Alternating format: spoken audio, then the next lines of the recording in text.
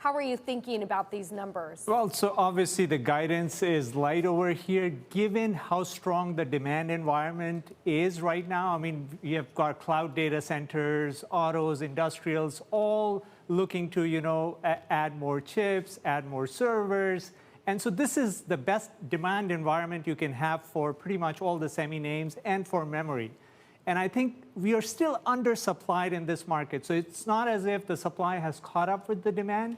I think in this case, it's just a function of memory components being available, but maybe there is shortage in terms of other chip components, and that is holding up, the PC units that can be shipped or the smartphone units, and I think that is why they're being conservative here. Mandeep, you also have other names that are not Micron selling off on Micron's news. Yeah. So what does their forecast tell us about more members of the industry? Well, memory is a key ingredient in any sort of, you think of an end product like a server, smartphone, memory is used everywhere. In fact, the role of memory is increasing for, AI workloads, image processing, that kind of stuff. You need more memory. So the fact that, they gave a light guidance shows to me that there is, some sort of a supply bottleneck somewhere, some component that is holding up the end market. Maybe we are going to see that with Apple unit shipments as well. I think we have heard the lead times are growing up. And so that could be a function of shortage somewhere, but it may not be in memory specifically.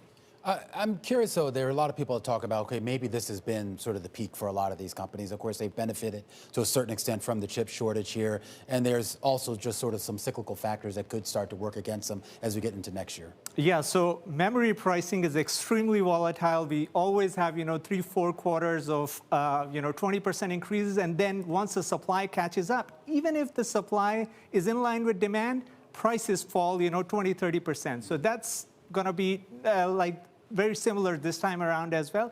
It's just the demand environment, I feel, is more broad-based now. It's not just PCs and smartphones, but it's also, like I said, cloud workloads, autos, industrials. Yeah. Everyone is investing in semiconductors. And so this is more broad-based.